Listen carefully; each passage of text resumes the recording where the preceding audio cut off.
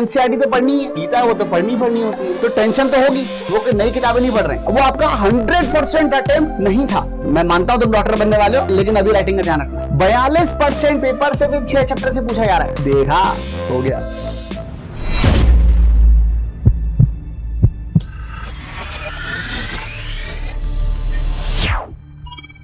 Hello everyone, कैसे हैं आप लोग। तो स्वागत है आप सभी का इस अमेजिंग चैनल जिसका नाम है प्रोडी जेई पे, और मैं हूं आपका अपना अनु गुप्ता।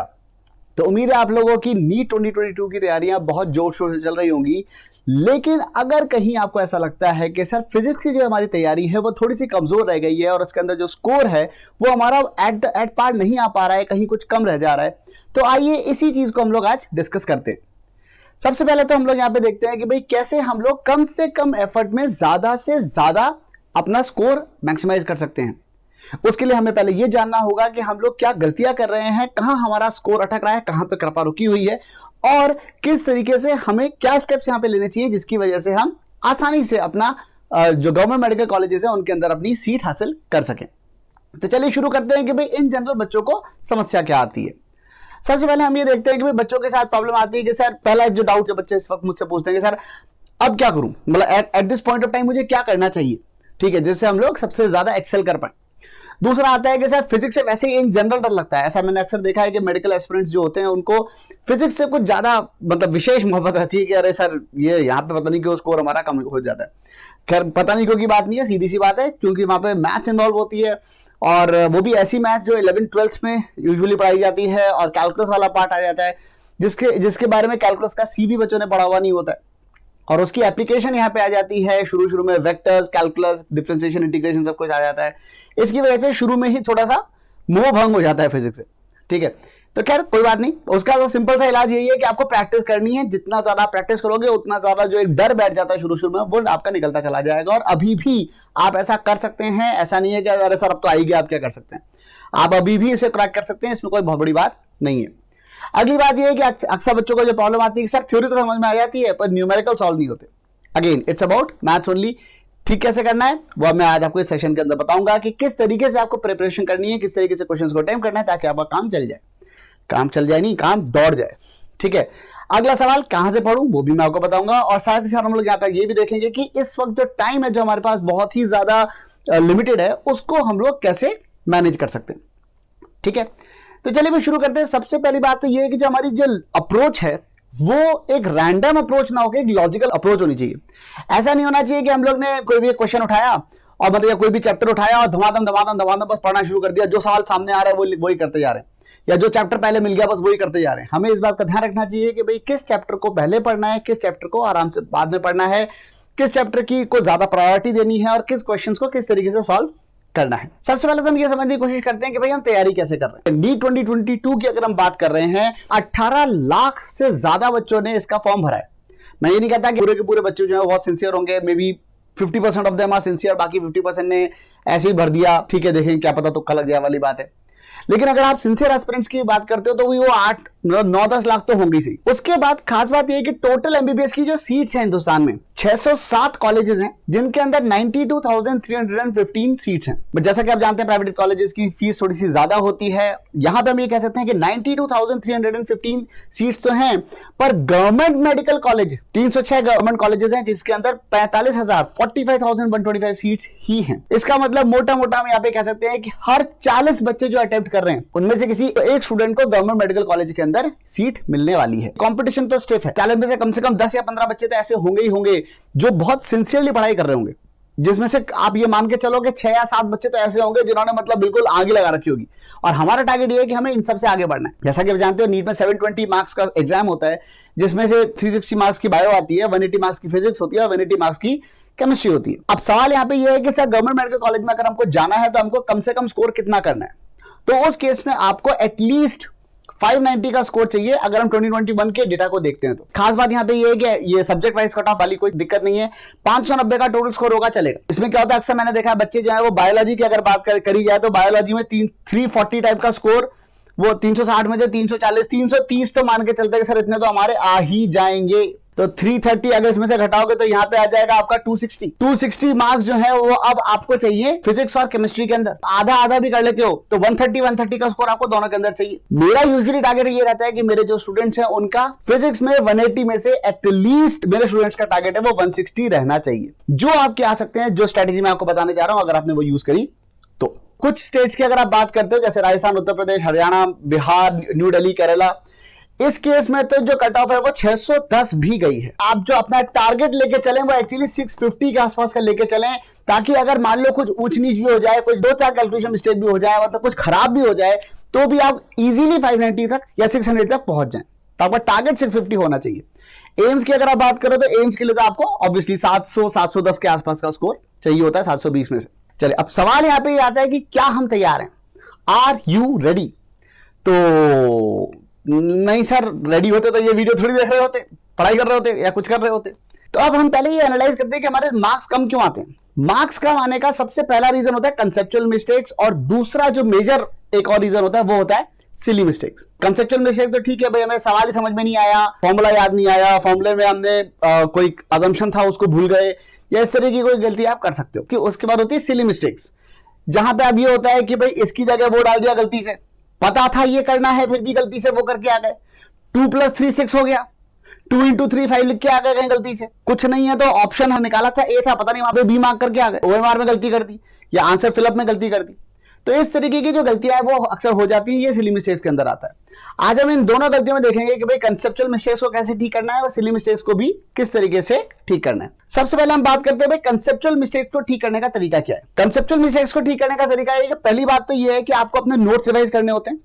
अगला काम ये करना है कि आपको कम से कम डेली 30 to 40 क्वेश्चंस फिजिक्स के अटेम्प्ट करने हैं। सॉल्व कर लो, बहुत अच्छी बात है। नहीं भी कर पाओ तो स्पेंड सम टाइम और जान लो, पता करो किस तरीके से इन क्वेश्चंस को सॉल्व करना होता है।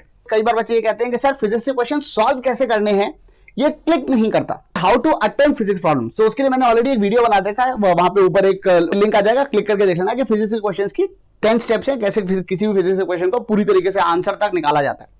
ठीक है, वो आपको हेल्प करेगा। अच्छा, इसके बाद आपको एनसीईआरटी तो पढ़नी है, ये तो यार ये तो मतलब ये तो गीता है, वो तो पढ़नी होती है। और उसके बाद फाइनली आपको पीवाईक्यू सॉल्व करने हैं नीट और एम्स के। अब जैसे ही मैंने आपको इतनी सारी बातें गिनाई, आप कहोगे सर टाइम कहां है, सर 2 महीने बचे हैं, 2 महीने से भी मैं भी लास्ट के 15 दिन तो छोड़ ही दो, क्योंकि उसमें तो हम लोग बिल्कुल ही रिवीजन के लेवल पे आ जाएंगे और दानादार एग्जाम देंगे और खूब सारे टेस्ट करेंगे। 1.5 महीने में ये सब कैसे होएगा पूरे की पूरे क्या चैप्टर का। तो क्वेश्चन ये है कि डू यू हैव टाइम, और आंसर ये है कि नो। हमारे पास कोई समय, इतना समय तो सर नहीं है कि हम एंटायर सिलेबस कवर कर पाए।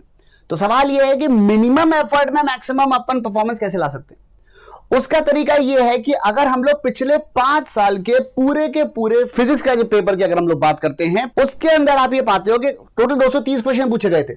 इसमें आप देखोगे कि ऑप्टिक्स के ऊपर 22 सवाल पूछे गए, इलेक्ट्रॉनिक डिवाइसेस में सेमीकंडक्टर वाले पार्ट में 19 क्वेश्चन पूछे गए, प्रॉपर्टीज ऑफ बल्क मैटर में 18, करंट इलेक्ट्रिसिटी में 17, इलेक्ट्रोस्टैट्स में 17, मैग्नेटिक इफेक्ट्स ऑफ करंट में 17, centre of mass and rotation वाला चैप्टर्स मिला के 14 सवाल, ईएमआई और अल्टरनेटिंग करंट में 12, ड्यूअल नेचर रेडिएशन में 10 और इस तरीके से पूरी की पूरी लिस्ट है।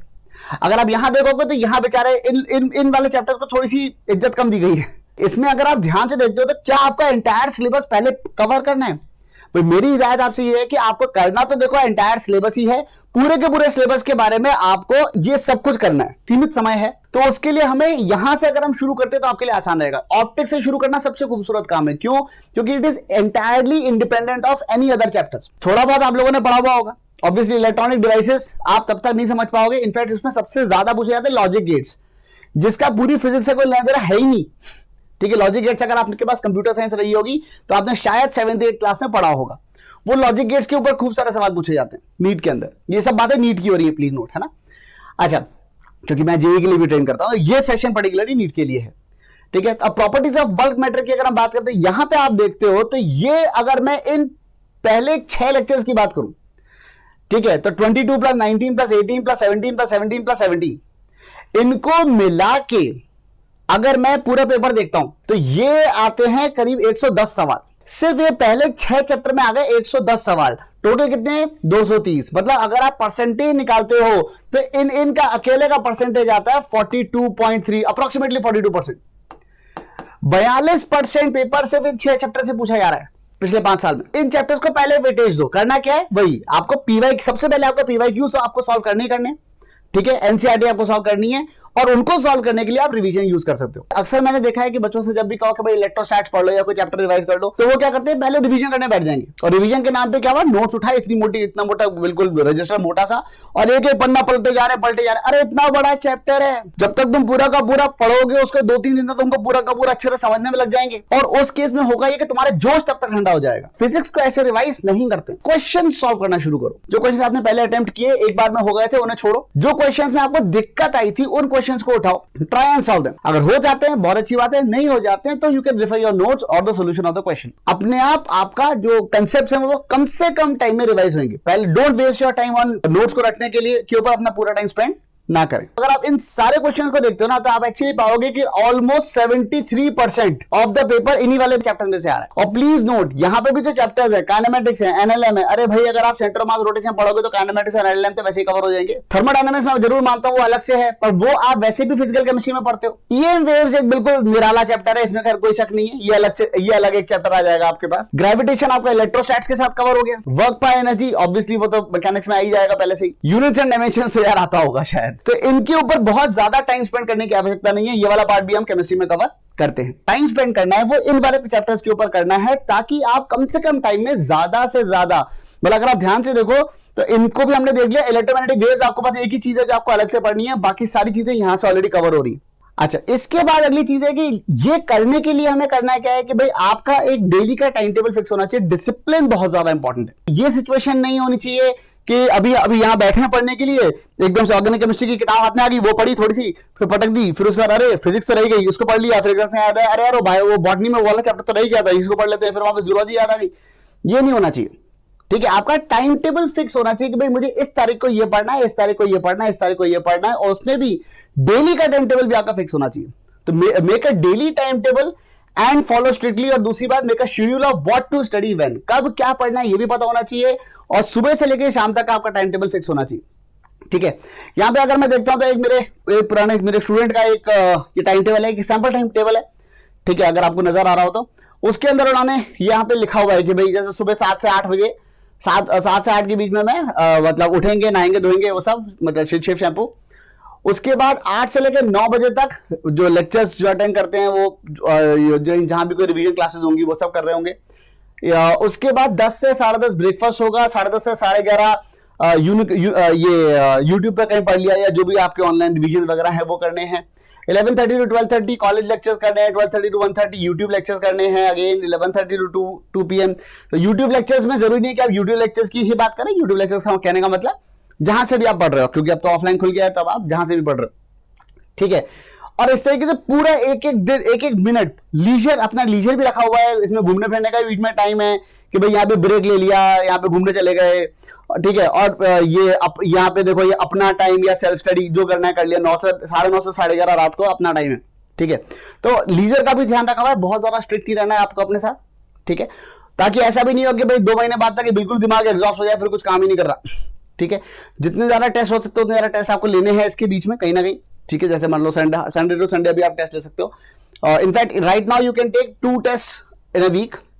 थोड़ा सा समय और गुजरेगा, 1 महीना और गुजर जाएगा, उसके बाद आप हफ्ते में 3 टेस्ट ले सकते हो, और लास्ट वीक में आप मे बी 4 टेस्ट ले सकते हो हफ्ते में, ठीक है। जितने ज्यादा टेस्ट आप देते हो उतना आपके लिए अच्छा है, ठीक है। चलिए, अब ये तो हुई बात कंसेप्चुअल मिस्टेक्स को कैसे ठीक करनी। भाई आप रिवीजन करोगे, पीवाईक्यू सॉल्व करोगे, कुछ पर्टिकुलर चैप्टर्स के पहले करोगे तो आपके कंसेप्ट्स यहां पे क्लियर होंगे। अगली चीज जो आती है वो होती है सिली मिस्टेक्स। सिली मिस्टेक्स का यार बड़ा पंगा है यार। सिली मिस्टेक्स कैसे सर, उसको ठीक कैसे करना है? तो question is how to avoid silly mistakes. देखो सिंपल सी बात है, एक ही तरीका है कि you have to practise a lot. जैसा कि मैंने आपको शुरू में बताया था, आपको डेली कम से कम 30 to 40 क्वेश्चंस अटेम्प्ट करने हैं। और अटेम्प्ट का मतलब क्या है? एक तो यार ये अटेम्प्ट का मतलब बड़ा गड़बड़ है, ठीक है। मतलब मान लो एक बच्चा है, वो कोई क्वेश्चन अटेम्प्ट कर रहा है, ठीक है, और उसने एक उसकी जो शीट है या जो भी जिस भी कागज से वो अटेम्प्ट कर रहा है, वो कागज ऐसे हवा में पकड़ा हुआ है अखबार की तरह, बैठा टेबल कुर्सी पे। मम्मी ने बोला था टेबल कुर्सी बैठ के पढ़ना, ठीक है, तो बैठा चेयर पे है, लेकिन उस बच्चे के 2 पैर टेबल पे और चेयर के 2 पैर हवा में। वो अपने आराम से ऐसे झूल झूल के पढ़ रहा है, ठीक है, जैसे अखबार पढ़ रहा हो। तो इससे, और उसने क्वेश्चन पढ़ा, पहला सवाल, अच्छा इसमें इसका आंसर, एकदम से पीछे उसका दोस्त बैठा हुआ था जो बहुत ध्यान से ऐसे करके पढ़ रहा था, उससे पूछा यार ये इसका आंसर क्या आएगा, और उसका कौन से वाले का आंसर, इसका आंसर बॉम्बे बी आ रहा है। कहते हैं हाँ बी तो होगा, सही बोल रहा है तू, पेन देना जरा यार, एक टिक कर दूं, और आधा टिक लगा, देखा हो गया। तो प्लीज नोट, हम इस तरीके के अटेम्प्ट की बात नहीं कर रहे हैं, ठीक है। मेमोरी सिंपल सी बात है, ठीक है। How to retain long memory का यहाँ पे मैं आपको एक टैग डाल दूंगा ताकि आपको ये समझ में आए। इसके ऊपर मैंने वीडियो बनाया हुआ है कि भाई मेमोरी को आपको इंप्रूव कैसे करना होता है, लॉन्ग टर्म मेमोरी को, ठीक है। तो मेमोरी बहुत ज्यादा इंपॉर्टेंट है, और लॉन्ग टर्म मेमोरी, किसी भी क्वेश्चन को जब आप अटेम्प्ट करते हो, तो अगर आपने बस एक बार फटाफट से देखा और उसका सोल्यूशन देख लिया या उसका आंसर देख लिया, तो जितनी तेजी से घुसेगा उतनी तेजी से बाहर निकल जाएगा। वो आपके जो अटेंशन स्पैन में है, अटेंशन स्पैन में बहुत कम टाइम स्पेंड करेगा, और उस वजह से होगा ये कि आपको लॉन्ग टर्म मेमोरी में उसके जाने की पॉसिबिलिटी काफी कम हो जाएगी।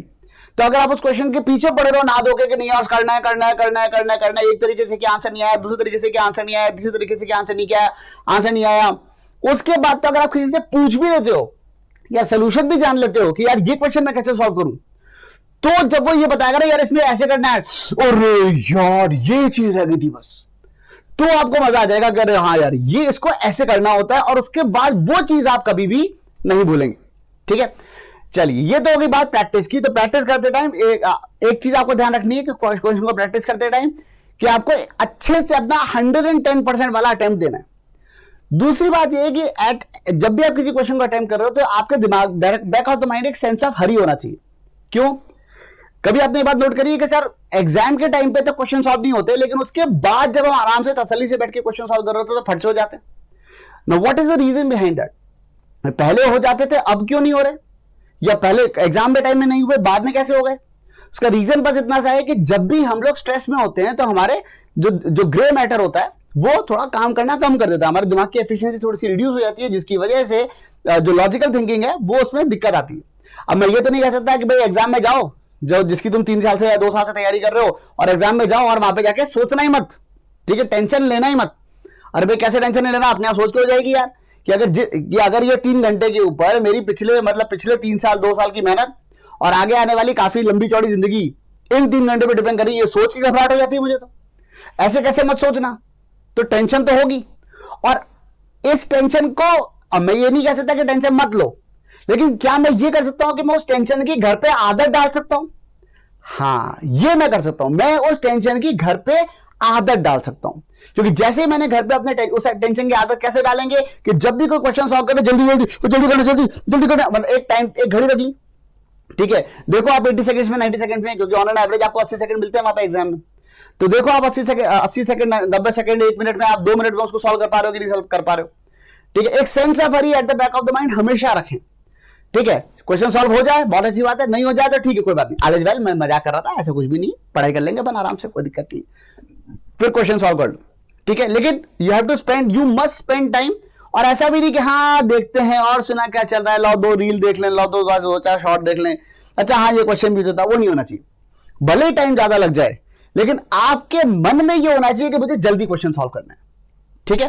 तो एक सेंस ऑफ हरी आपके दिमाग में रखोगे तो अपने आप आपको जल्दी करने की आदत पड़ेगी और आपके दिमाग की एफिशिएंसी इंप्रूव होगी, जिसकी वजह से एग्जाम में आप गलती जो है आपकी थोड़ी सी पहले से गलती होने के चांसेस पहले से कम रहेंगे। एक और काम आपको करना है, और वो ये है कि वहां पे जो आप जो जैसे रफ पेपर आप यूज करते हो, तो रफ पेपर को जितना नीट एंड टाइडी रख सकते हो उतना नीट रखना, ठीक है। किसको? रफ पेपर को जितना साफ रख सकते हो उतना साफ रखो। रीजन क्यों? अगर आप बिल्कुल कचर पचर रफ पेपर को, लिटरली रफ पेपर अगर आपने बना दोगे ना, तो हो सकता है कि कुछ लिख रहे थे, इसके ऊपर का एक स्क्वायर लगा हुआ था, वो स्क्वायर या वहां पे कुछ था ही नहीं, एक्चुअली उसके ऊपर एक इक्वेशन लिखी हुई थी पिछले किसी क्वेश्चन की जिसमें समथिंग बाय 2 था, वो टूल बिल्कुल यहाँ पे एक एक्स के ऊपर लगा हुआ था, आपको लगा ये एक्स स्क्वायर है, वो एक्स स्क्वायर था ही नहीं, मतलब समझ रहे हो, 2-3 इक्वेशन मिल गई और उसके बाद कचरा हो गया, ठीक है। और एक छोटा सा कचरा काफी है, काफी लंबे कचरे को फैलाने के लिए। तो इसलिए इस बात का ध्यान रखेंगे कि हम लोग जितना नीट रख सकते हैं उतना नीट रखने की कोशिश करेंगे, ठीक है। मैं मानता हूं तुम डॉक्टर बनने वाले हो, लेकिन अभी राइटिंग का ध्यान रखना, ठीक है। अच्छा, एक और इंपॉर्टेंट, जो बहुत बहुत इंपॉर्टेंट चीज है, वही होता है कि हमें आदत होती है हर क्वेश्चन का क्वेश्चन सॉल्व करने के जस्ट बाद में आंसर देखने की प्रैक्टिस करते time. Most of us have this problem. ठीक है, क्वेश्चन सॉल्व करते के साथ ही आंसर निकाल लो पहले। अब उसमें क्या होता है ना कि आपने क्वेश्चन देखा और उसके पीछे आंसर देख लिया। ठीक है, देखो आपने जैसे क्वेश्चन पढ़ा और आपने क्या किया, ये this is because of dopamine. ठीक है, और डोपामिन के ऊपर भी मैंने एक वीडियो बना रखा है, वो आपको यहां मिल जाएगा। ठीक है, तो क्यों हमें यहां पे लॉट्स में काम करना चाहिए। ठीक है, मैं इस वीडियो में नहीं उसको कवर कर रहा हूं, उसको वो उसके लिए अलग से वीडियो बना रखा है। ठीक है, तो अब क्या होता है कि जब आप क्वेश्चन अटेम्प्ट कर रहे हो, एक तो होता है कि आपने क्वेश्चन देखा, आपने उसको हल्का सा पढ़ा, इसका आंसर सी होना चाहिए, आपने पीछे देखा आंसर सी है, तो देखा कितना तेज हूं, देख के बता दिया मैंने। ठीक है, इट वॉज लाइक मतलब हाफ हार्टेड अटेम्प्ट, वो आपका 100% अटेम्प्ट नहीं था, वो कहीं कुछ कमी रह गई उसके अंदर। ठीक है, और उस वजह से क्या होगा कि आप जब उसको पढ़ोगे तो एक तो आपने उसको अच्छे से अटेम्प्ट नहीं किया, और दूसरी जो महान बात है वो ये है कि 100% अगर आप उसको अटेम्प्ट नहीं कर रहे हो, वो क्वेश्चन आपको याद रहेगा, इस बात की पॉसिबिलिटी कम है। अगेन वही मेमोरी वाली बात। अब अगर मान लो आपने अगला सवाल देखा, आपने ये पढ़ा, अच्छा इसका आंसर तो ए लग रहा है यार, पीछे देखा अरे ए नहीं है, इसका आंसर डी है, अरे फिर आपने दोबारा क्वेश्चन पढ़ा, ओ हाँ डी तो होगा, फिर आपने डी पे टिक कर लिया। मतलब this is not a good way to attempt. Again क्यों, पहली बात तो ये है कि आप उसको जो उसको इज्जत चाहिए या ठीक है, जो उसको आपका फोकस वो आपका डिमांड करता है, आप उसको फोकस नहीं दे रहे हो, क्योंकि आपको क्वेश्चन सॉल्व करने से ज्यादा आपको आंसर देखने की जल्दी हो रही है। तो प्लीज डोंट डू दैट। ठीक है, दूसरी चीज एक और है जो बहुत इंपॉर्टेंट है, जो इस डोपामिन वाले वीडियो में मैंने बता रखी है, और वो ये है कि जब भी आप ऐसा क्वेश्चन सॉल्व करने की कोशिश करते हो तो क्या होता है, जब क्वेश्चन के बाद आंसर, क्वेश्चन के बाद आंसर, क्वेश्चन के बाद आंसर, तो वो इससे क्या है, डोपामिन रिलीज होता है बार बार। ठीक है, जो एक फील गुड फैक्टर है, फील गुड एंजाइम है। तो अब क्या होता है कि जैसे ही वो आपने देखा उसको, अरे वाह यार, मतलब हर क्वेश्चन के बाद आंसर देखने को मिल रहा है, बहुत अच्छी बात है। मुझे कोई बात ऑनेस्टली बताना, क्या आपके साथ कभी ऐसा होता है कि जब आप एग्जाम दे रहे होते हो, तो जब आपने फर्स्ट क्वेश्चन अटेम्प्ट किया, सेकंड क्वेश्चन अटेम्प्ट किया, थर्ड क्वेश्चन अटेम्प्ट किया, जब आप फोर्थ क्वेश्चन अटेम्प्ट कर रहे होते हो, तब सेकंड क्वेश्चन आपके दिमाग में घूम रहा होता है कि अरे यार फोर्थ क्वेश्चन तो मैं कर रहा हूं, लेकिन दूसरे क्वेश्चन में कहीं ये गलती तो नहीं करी है, तीसरे क्वेश्चन में कहीं वो तो नहीं किया है। अगर हाँ, तो इसका रीजन ये है कि आपको क्वेश्चन के बाद आंसर देखने की आदत है। प्लीज नोट, मैं सिर्फ सिंसियर बच्चों के बारे में बातें कर रहा हूं, उन बच्चों की कोई बात नहीं हो रही जो वहां जाके जय माता दी रॉक्स करके आने वाले, मतलब तुक्के मार के आने वाले। ठीक है, जिन्होंने घर पे बैठ के बहुत कायदे से तैयारी करी है, मैं उन बच्चों की बात कर रहा हूं। ठीक है, तो उन्होंने प्रैक्टिस भी करी है, पर हर क्वेश्चन के बाद आंसर देखा है, उनको इस बात की आदत है कि हर क्वेश्चन के बाद एक छोटा सा रिवॉर्ड मिलता है, छोटा थोड़ा देखते हैं अच्छा आंसर क्या आया, उससे डोपामिन रिलीज होता है, मजा आता है, और एक तरीके से एक हैबिट हो जाती है, हैबिट फॉर्मिंग चीज है। ठीक है, लत पड़ जाती है। अब अगर आप किसी भी एडिक्शन की बात करते हैं, एडिक्शन होता है, एडिक्शन किसी भी एडिक्शन में एक बात होती है कि जब भी वो एडिक्शन विड्रॉ होता है तो उसके विड्रॉ सिम्टम्स आते हैं, जो में से एक बड़ी इंपॉर्टेंट चीज होती है जिसका नाम है एंग्जाइटी। एग्जाम के टाइम पे एंग्जाइटी होने का बहुत बड़ा रीजन ये है कि जब भी आप इन क्वेश्चंस को सॉल्व कर रहे होते हो और आपको एग्जाम में आंसर्स नहीं मिलते, तो आपका वो जो डोपामिन वाली जो आपकी जो एडिक्शन था उसका विड्रॉल होने लग जाता है, आपको वो चीज नहीं मिल रही है, हर क्वेश्चन के बाद आपको आंसर नहीं पता चल रहा है, तो कहीं ना कहीं एंग्जाइटी होती है और आपका फोकस बिगड़ता है, जिसकी वजह से पहले दूसरे तीसरे का तो पता नहीं, लेकिन चौथे क्वेश्चन के टाइम पे आपके दिमाग, चौथे पांचवें आठवें आगे वाले क्वेश्चन के टाइम पे आपके दिमाग में कंटिन्यूअसली कहीं एक डिस्टर्बेंस चल रहा होता है, जिसकी वजह से आप उस लेवल पे फोकस नहीं कर पाते जिस लेवल पे रिक्वायरमेंट। इसी वजह से आपकी सिली मिस्टेक्स होती हैं, गलतियां होती हैं जो नहीं होनी चाहिए थी। ठीक है, सब पढ़ा, सारी नॉलेज है, सारे फॉर्मूले सही से लगाए थे, फॉर्मूले की वैल्यू भी सही से डाली थी, सब कुछ सही किया था, लेकिन उसके बाद 2+3 6 करके आ गए, तो अच्छा नहीं लगता, बहुत ही बुरा लगता है। ठीक है, तो प्लीज मेक श्योर कि उसको ठीक कैसे करना है। सर, ठीक करने का सिंपल सा तरीका यह है कि आपको ये क्वेश्चंस को एटलीस्ट, मतलब अभी शुरू में अगर आपको आदत नहीं है तो 5-5 10-10 क्वेश्चन के लॉट बनाओ। ठीक है, सारे क्वेश्चन एक साथ देके उनके आंसर अलग से किसी कागज पे लिख लिए। इससे दो चीजें होंगी, एक तो आप 110% अटेम्प्ट करोगे कि इसका फाइनल आंसर मैं ये लिखूं, क्या मैं इसका यही आंसर नीट में लिख के आऊंगा, तो सेंस ऑफ हरी भी है साथ में, और एक 100% अटेम्प्ट की एक वो भी है, मतलब क्या करना चाहिए, एबिलिटी भी है। ठीक है, और या इच्छा भी है, इच्छा कहना चाहिए, एक्चुअली एबिलिटी गलत वर्ड हो गया, 100% एफिशिएंसी की इच्छा भी है। तो उसमें क्या होगा कि आप सारे आंसर लिखो, एक तो आपको ये जो डोपामिन, बार बार डोपामिन की जो एडिक्शन है वो उससे आप छूटोगे। ठीक है, और अभी मैं 10 क्वेश्चन कह रहा हूं at this point of time, लेकिन 2 महीने में जब जैसे जैसे आप प्रैक्टिस करते जाओगे, आप डेली इसको, कभी आज 10 क्वेश्चन करें तो कल 11 क्वेश्चन एक साथ करो, अगले दिन 15 क्वेश्चन एक साथ करो, फिर अगले दिन 20 क्वेश्चन एक साथ करो, ऐसे बढ़ाते जाओ। ठीक है, आपको पता है कि आपको 45 क्वेश्चंस एक साथ करने हैं फिजिक्स के भी, अगर आप बात करते हो तो। ठीक है, तो इस केस में आपके नंबर ऑफ क्वेश्चंस जो है वो लगातार अपना जो लॉट साइज है वो बेसिकली बढ़ाते जाओ आप। ठीक है, तो इससे आपका ये 10 क्वेश्चंस या ज्यादा को क्वेश्चंस को एक साथ अटेम्प्ट करेंगे और उनके एक साथ आप आंसर चेक करेंगे, और उससे आपको जो आपकी जो एफिशिएंसी है वो डेफिनेटली एग्जाम में बढ़ेगी। ठीक है, चलिए, तो उम्मीद है कि ये जो सेशन है वो आपके काम आया होगा और इसके अंदर आपको ये समझ में आया होगा कि भाई करना क्या है, कैसे पढ़ना है और किस तरीके से अपनी जो स्कोर है उसको बूस्ट करना है। ठीक है, तो एंड इन दी एंड एक बहुत ही फेमस कोट क्या है कि winners don't do different things, वो नई किताबें नहीं पढ़ रहे हैं। ठीक है, they are just doing things differently. तो उम्मीद है कि ये सेशन आपके काम आया होगा और मिलते हैं हम लोग लाइव सेशंस के अंदर। तब तक keep doing your best, keep growing, bye bye, take care, thank you.